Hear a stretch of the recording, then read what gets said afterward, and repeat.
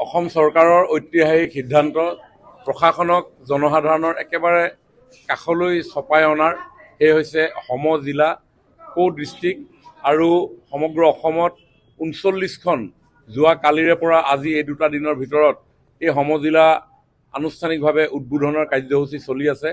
মাননীয় মুখ্যমন্ত্ৰী ডক্টৰ হিমন্ত বিশ্ব শৰ্মা ডাঙৰীয়াই of the people by the people for the পিপুলৰ যি কনচেপ্ট, সেই কনচেপ্ট প্ৰকৃতাৰ্থত জনসাধাৰণৰ মাজত যাতে উপলব্ধ হ'ব পাৰে তাৰ কাৰণে এনেধৰণৰ বৃহৎ মহৎ কৰ্মযজ্ঞ আৰু দুলীয়াজান ঐতিহাসিক দুলীয়াজান সমষ্টিৰ যি চাৰিসীমা, সেই পৰিসীমাক লৈ এখন সমজিলা কো ডিষ্ট্ৰিক্ট গঠন কৰাৰ সিদ্ধান্ত গ্ৰহণ কৰা হৈছিল।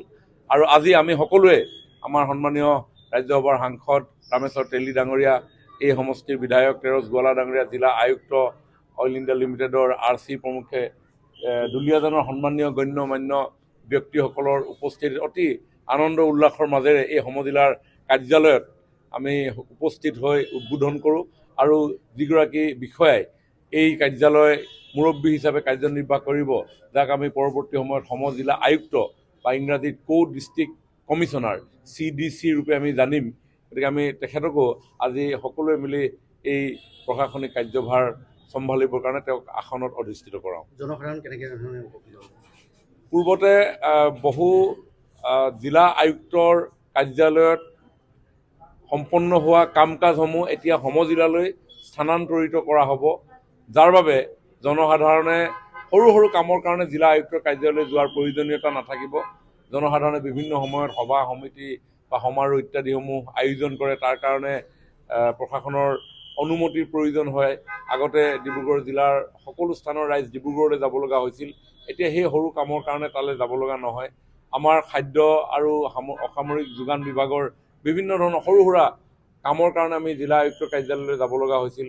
সৰ্বসাধাৰণ জনসাধাৰণ ডিব্ৰুগড়লৈ যোৱাটো অলপ যথেষ্ট এটা প্ৰত্যাহ্বানৰ সন্মুখীন হ'ব লগা হয়, সময়, ধন, টকা পইচা। কিন্তু এতিয়া সদায় যিহেতু নিজৰ এই সৰু চহৰ দুলীয়াজানলৈ আহিয়ে থাকে, আহি যাওঁতে সমজিলা কাৰ্যালয়ত নিজৰ কামটো কৰি যাব পাৰিব। আবকাৰী বিভাগৰ কামসমূহ ইয়াতে আমি কৰিব পাৰিম। আমাৰ যিসমূহ development works, MLA, LAD, MP, LAD, untied fund বা অন্যান্য উন্নয়নমূলক কামসমূহ ইয়াতে হ'ব। নতুনকৈ সমজিলাত প্লেনিং চেল ইয়াতে গঠন কৰা হ'ব। ঠিক তেনেধৰণে পৰৱৰ্তী সময়ত লাহে লাহে ৰাইজে পাব পৰা যিসমূহ ছাৰ্ভিচ, যিসমূহ সেৱা, এই সেৱাসমূহ ইয়াৰ পৰাই পৰিচালিত কৰিবৰ কাৰণে চৰকাৰৰ তৰফৰ পৰা সিদ্ধান্ত গ্ৰহণ কৰা হ'ব। বেলেগ এটা প্ৰশ্ন, আজি গৌৰৱ এজন কংগ্ৰেছৰ নেতাই কৈছে ২৬ত অসমৰ মুখ্যমন্ত্ৰী ভূপেন বৰা হ'ব, কি ক'ব? কথাটো এনেকুৱা, অসমৰ জনসাধাৰণৰ অনুভৱ কি, উপলব্ধি কি, জনসাধাৰণৰ আশা আকাংক্ষাসমূহ কেনেধৰণে আগুৱাই লৈ যাব লাগে, নতুন প্ৰজন্মই কি দৃষ্টিভংগীৰে নিজৰ জীৱনটোৰ লগতে পৃথিৱীখনক চাব বিচাৰে, এই কথা বতৰাবিলাকৰ কোনো মৰ্মাৰ্থ বা পৰ্যবেক্ষণ নকৰাকৈ কেৱল ৰাজনৈতিকভাৱে যিকোনো এটা বক্তব্য আগবঢ়োৱাটো কোনো ৰাজনৈতিক দলৰ কাৰণে সমীচীন নহয়। বৰঞ্চ ইয়ে জনসাধাৰণৰ ওচৰত হাঁহিয়াতৰ পাত্ৰ কৰিব। কংগ্ৰেছ ৰিজিম ফ্ৰম ইণ্ডিপেণ্ডেন্স 1947 টিল 2014, আজি ভাৰতবৰ্ষত কি হৈছিল, অসমৰ উন্নয়নৰ গতিধাৰা কেনেধৰণে আগুৱাই গৈছিল, যিসমূহ ডাটা আছে সেই ডাটাসমূহ আমি পৰ্যালোচনা কৰিলে দেখি পাওঁ। এতিয়া মই ইয়াতে বহি আছোঁ, তেতিয়া মই অইল ইণ্ডিয়াৰ RC সুধিছোঁ যে অইল ইণ্ডিয়া লিমিটেডে কিমান মেট্ৰিক টন খাৰুৱা তেল উৎপাদন কৰে। তেখেতে মোক জনালে যে 3.5 মিলিয়ন মেট্ৰিক টন। ঠিক তেনেধৰণে ONGCয়ে 1 মিলিয়ন মেট্ৰিক টন এনেকুৱা ধৰণেৰে কৰে। তেওঁক মই সুধিলোঁ যে অসমৰ ৰিফাইনেৰীসমূহৰ শোধন ক্ষমতা কিমান। আজি ৰিফাইনেৰী 3 মিলিয়ন মেট্ৰিক টন, নুমলীগড়ৰ শোধন ক্ষমতা বৃদ্ধি হৈ 9 million metric ton. Rameswar Teli ডাঙৰীয়া পেট্ৰলিয়াম মন্ত্ৰী আছিলে। আজি ডিগবৈ ৰিফাইনেৰীৰ শোধন ক্ষমতা বৃদ্ধি কৰা হৈছে, বঙাইগাঁও ৰিফাইনেৰী, গুৱাহাটী ৰিফাইনেৰী। গতিকে এই দুলীয়াজানত আগতে আমি যিটো শ্লোগান আছিল যে তেজ দিম তেল নিদিওঁ, ইয়াৰ কনচেপ্ট মোদী ডাঙৰীয়াই বদলি কৰি পেলালে। আজি আমাৰ ঘৰুৱা উৎপাদন 4.5 million metric ton, whereas our capacity of refineries কিমান বৃদ্ধি হৈছে। গতিকে তেজ দিম তেল নিদিওঁ নহয়, বাৰাণী পাইপেদি এতিয়া আৰু তেলটো নাযায়, বৰঞ্চ পাৰাদ্বীপৰ পৰা আমাৰ অৰ্থনীতি, আমাৰ দেশৰ GDP গ্ৰ'থ কৰিবৰ কাৰণে আজি খাৰুৱাত আমি বাহিৰৰ পৰা আনিম।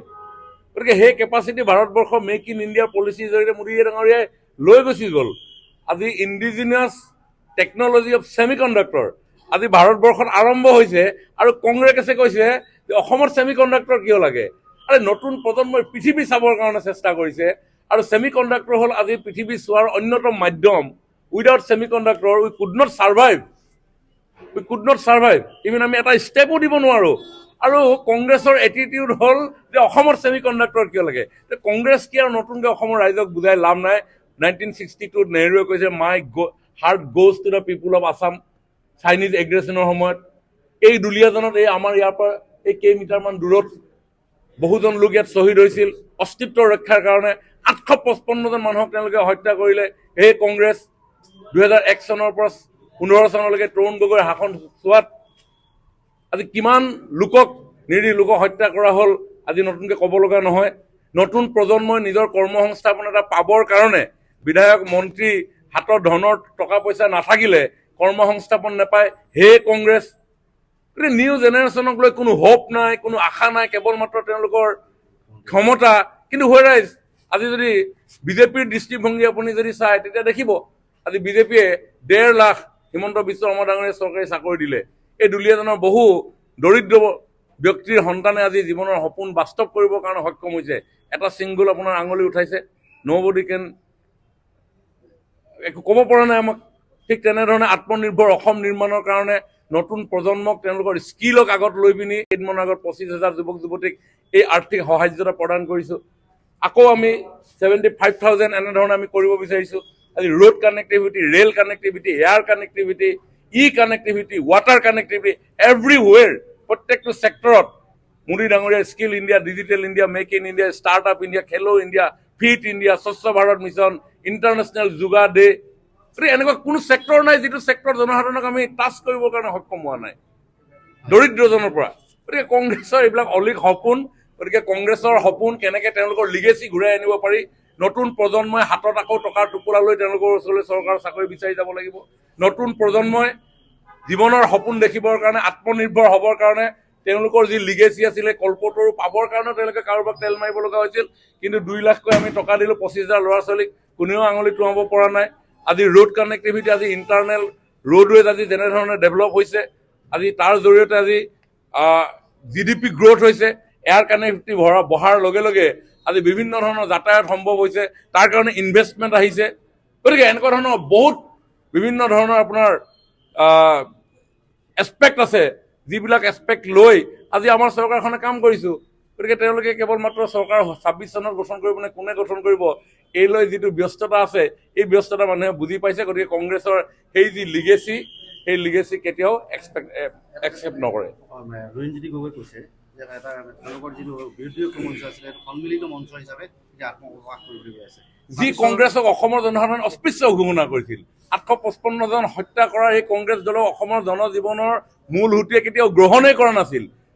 গ্ৰ' মোৰ ফুডৰ নামত আপোনাৰ কংগ্ৰেছ নেতৃত্বাধীন চৰকাৰে মৈমনছিঙীয়া মিয়া অসমত আনি ইয়াতে সংস্থাপিত কৰাৰ কাৰণে অসমৰ খিলঞ্জীয়া জাতি জনগোষ্ঠীৰ অস্তিত্ব বিপন্ন হৈছিল। সেই কংগ্ৰেছৰ লগত অস্তিত্ব ৰক্ষা কৰিবৰ কাৰণে যোৱা কোনোবা ৰাজনৈতিক দল জাতীয়তাবাদী হ'ব পাৰে নেকি? টায়াৰ টিউব কেৰাচিন তেল 2 চলা কাঠি জ্বলাই পিনি জাতীয়তাবাদ নকয়। জাতীয়তাবাদ ক'বলৈ হ'লে জাতিৰ প্ৰজন্মই নতুন দৃষ্টিভংগীৰে পৃথিৱী চাবলৈ শিকিব লাগিব।